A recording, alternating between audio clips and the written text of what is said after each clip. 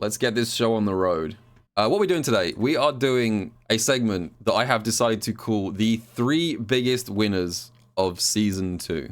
Okay? Because it's now been about a week since the update dropped, and things have had a bit of a chance now to kind of like settle in, you know? It's one thing reading changes on a document, on a patch list. It's another actually sort of like getting to try them out, seeing how they kind of interact with each other, and the overall result of all of that stuff. So I'm gonna go through these in reverse order. So I'm gonna start with who I think is the 3rd biggest winner of Season 2, and then I'm gonna go for the 2nd biggest winner, and then we're gonna end with the number 1 biggest winner of Season 2. So, 3rd biggest winner of Season 2 is Aki. There she is. She's right there. Look at that costume. This costume is growing on me very quickly. You might think this is downplay. Just hold your horses. I've got good explanations coming up here. If you think number 3 is too low, don't worry. I mean, so I've already made a full video going over Aki's changes. You know, I'll probably link that in the description.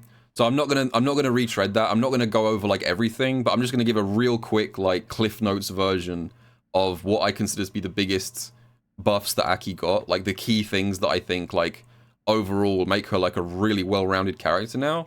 Number 1, Venomous Fang is now a really good fireball punish. Aki kind of struggled with a lot of very fast recovery fireballs, and now she can just go straight through them. So that changes a lot of matchups. I'm still figuring out a lot of stuff, but being able to go through things like Sonic Boom reliably, Chun's fireball reliably, JP's stuff reliably, those are all really big improvements. What else? Crouch medium kick, probably the next biggest buff. This thing being +1 on block is huge. When I talked about the buffs, I mostly focused on drive rush crouch medium kick as like the main selling point here. But I'm actually starting to realize that with a bit of time and a bit of practice, that even the regular crouch medium kick is really good now, because it gives you a nice hit confirm string from a lot of knockdowns, like this for example.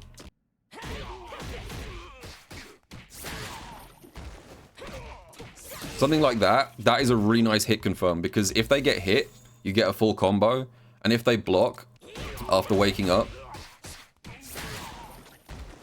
you're still plus. Like, this is a pretty privileged thing to have in this game. The ability to hit confirm off a medium that's also plus. This is usually reserved for characters like Luke, who's really strong, DJ, who's really strong. A lot of the best characters have this specific option. So that's really strong. And I guess the last Aki buff that I'll mention quickly is stand light kick being 4 frame. This completely overhauled her combo routes. So now she does more damage. She has better jab interrupts in pressure. It's hard to overstate how many combo routes have just completely changed now because of this. She hits harder and she has to spend significantly less drive to do it. But again, I don't want to go too in detail about the Aki changes, but I consider those to be like the most important ones that like change the way she functions. I guess honorable mention, real quick before I move on, honorable mention to the anti-air buffs. Stand heavy kick, crouch heavy kick, and heavy whip are also now really good anti-airs. All 3 of them are way better now. And being able to consistently beat jumps is so nice. I can't tell you how nice it feels to do a late heavy whip against Cammy, for example.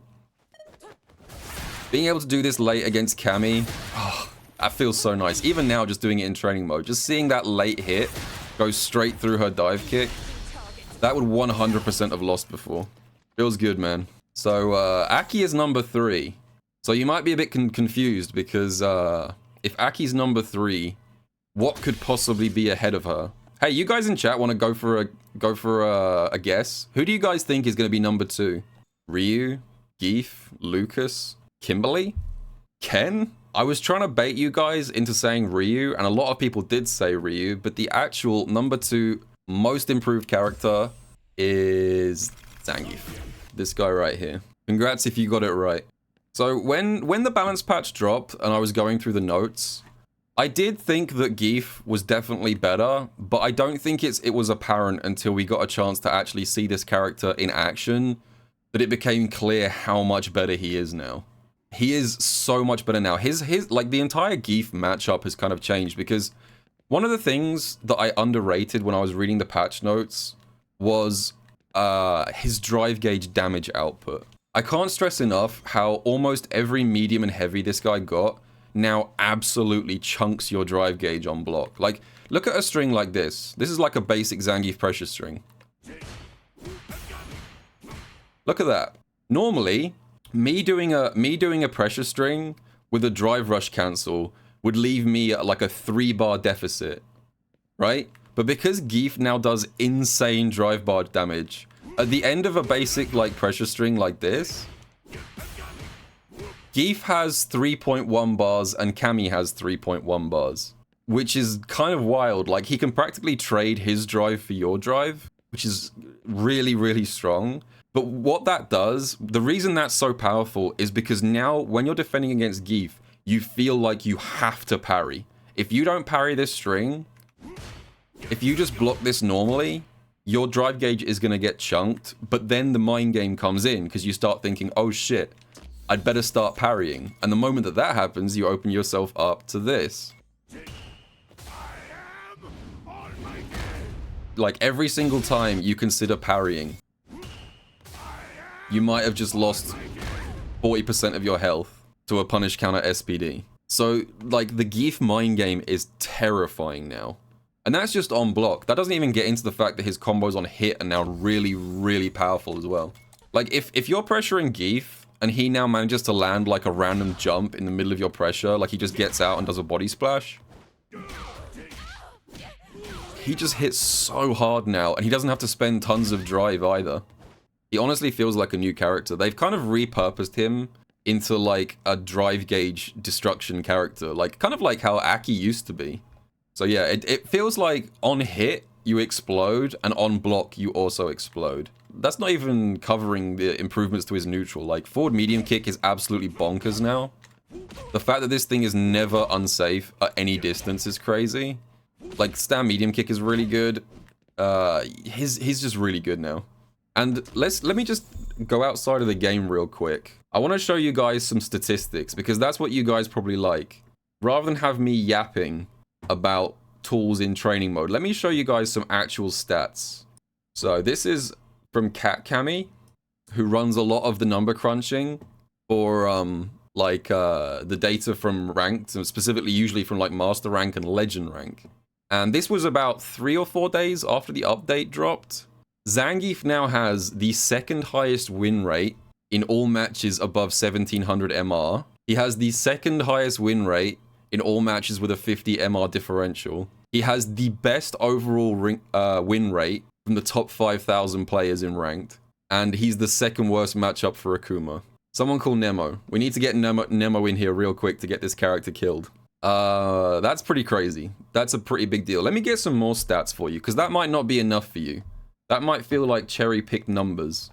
Take a look at this. This, right here, is the legend rank distribution of all characters before the Season 2 patch. So this is like end of Season 1. This was how things panned out before the balance patch. So as you can see, you've got like the usual suspects, Luke and Ken and Cammy and JP at the top here. And then all the way down here is Geef. Before the update, there were 17 Geefs in legend rank, and he was well below like the sort of midpoint of representation. Now, if that's the before, let me show you the after. Here we are now. This is current legend rank stats as of, I think, 2 days ago. So you've got Cammy at the top here with 42, then Luke 39, JP 32, and then suddenly Zangief jump scaring you at number 4. He's gone to the 4th most represented character in legend rank in the space of a couple of weeks.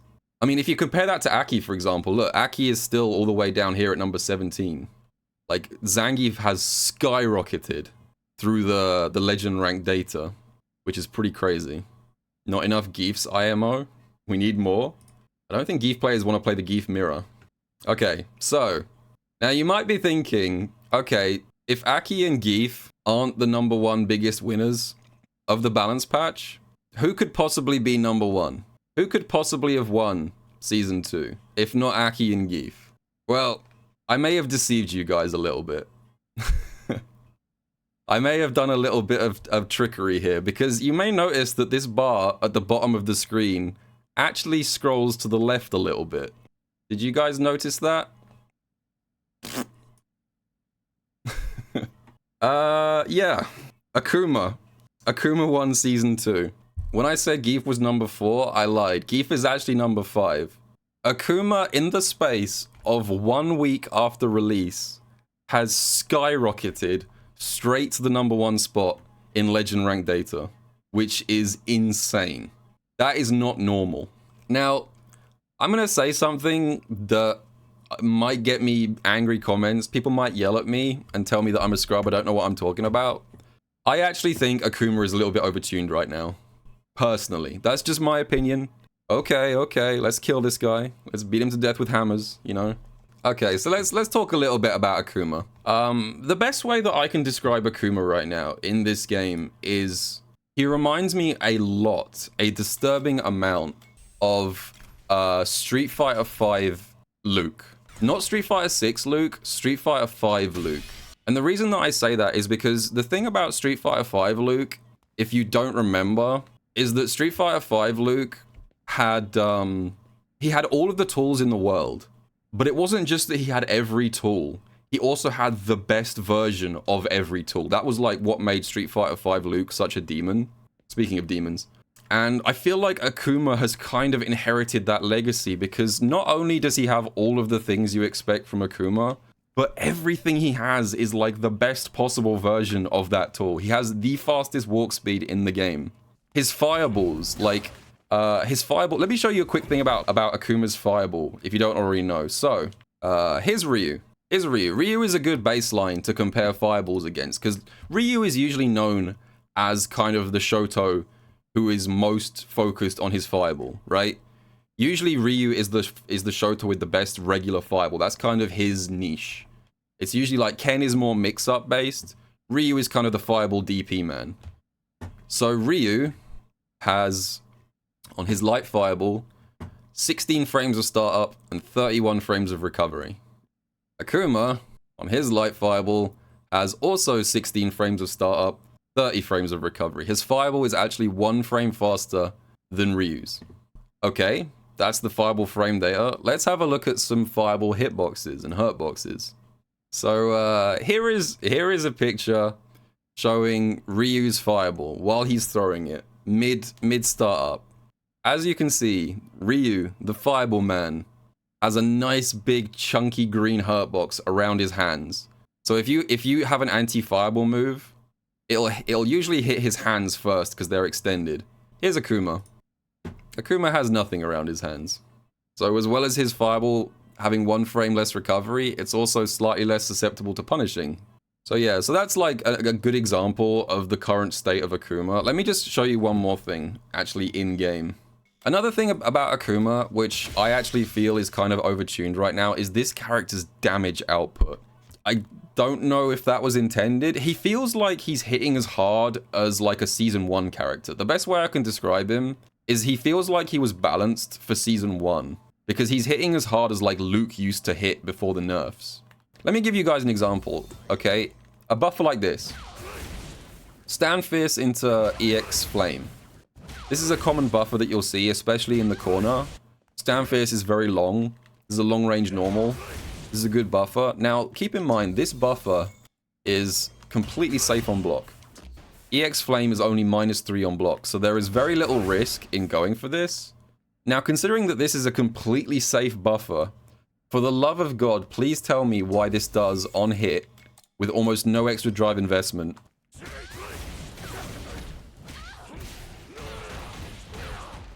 almost 4,000 damage for the easiest hit confirm in the world. That is not normal damage for 1 EX. Yeah, so like, this is a pretty similar like analog for Ryu. Something like this, and that's doing 3,520, and also this requires you to have a Denjin charge beforehand. That does feel overtuned to me. That does not seem normal. But 9k health, am I right? Yeah, I mean, he does have the 9k health. That is the thing that will always be used as like the counter example. And it's difficult to respond to because it feels like no matter what you say about this character, you'll just be met with 9k health smile. It's fine. And I do agree that in Street Fighter 6, this is a very explosive game. 9k is noticeable, but I don't think the 9k is enough to offset how good all of his tools are. Oh, I guess one last thing. Again, we're gonna go for some stats real quick just before I finish up here. I think a lot of people agree that Akuma is very strong. Like, I saw a lot of people instantly putting him as a top 5 character. But I think a lot of the counter arguments, a lot of the 9k health smile responses, the counter that I hear a lot is, yes, he's very good, but because he's got low health, that might hurt his tournament viability because this is such an explosive game. So he might end up being a character which is like theoretically very strong on paper, but maybe doesn't get the results in like an actual tournament environment because he's hard to be consistent with. And my response to that take is this. DreamHack Dallas literally just finished this last weekend, and this was the character representation in top 24. And one thing you may notice about this character representation, this was a super stacked event, by the way. This had like, you know, dozens of players flying in from all over the world because it's part of the esports World Cup or whatever it's called. What you'll probably notice about the character representation in this tournament is that it's very similar to a season 1 list. Like, if I showed you this, but I hid Akuma, you would probably assume this was a season 1 results chart because a lot of I think the reason for that is a lot of the changes haven't been integrated yet. So people are still kind of semi-playing season 1. A lot of the changes haven't had time to sort of like settle in. So you've got lots of Ken, lots of Rashid, you know, DJ, Blanca, Guile, Luke. These are characters that we saw all the time in season 1. But there is one strange exception. There is one giveaway that this is a season 2 tournament. And it's this motherfucker right here. Second most represented, tied with 3 representations. That, again, is not normal. 3 Akumas in top 24 a week after release is also kind of concerning, in my opinion.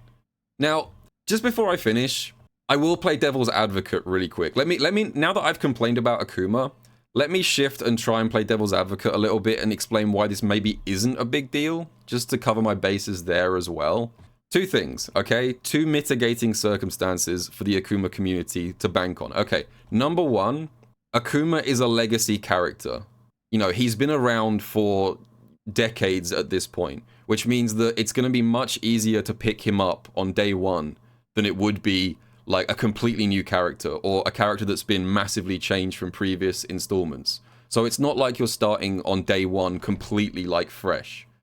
You know, Akuma has a lot of muscle memory that allows you to pick them up quickly. That's number 1. Number 2, Akuma is a Shoto. And Shoto players are the most unloyal motherfuckers on the planet. Shoto players will always just constantly jump between whichever Shoto they think is currently strongest. So it's entirely possible that a lot of the Akuma representation isn't so much diehard Akuma fans as it is like former Ken players, former Ryu players, even possibly Luke players switching over to Akuma and being able to like reuse a lot of their muscle memory, right? So again, that can also heavily like skew these results. So I will offer that much as an explanation why we're seeing so much Akuma representation so early. But even taking all of that into account, this is not normal. It is not normal for a character to skyrocket to the number 1 most represented in Legend rank this early and this quickly. Anyway, that's just what I think. Let me know what you guys think down in the comments. Do you think Akuma is fair? Do you think he's too strong? Do you think he's too weak? But yeah, let me know, and I will see you guys in the next video.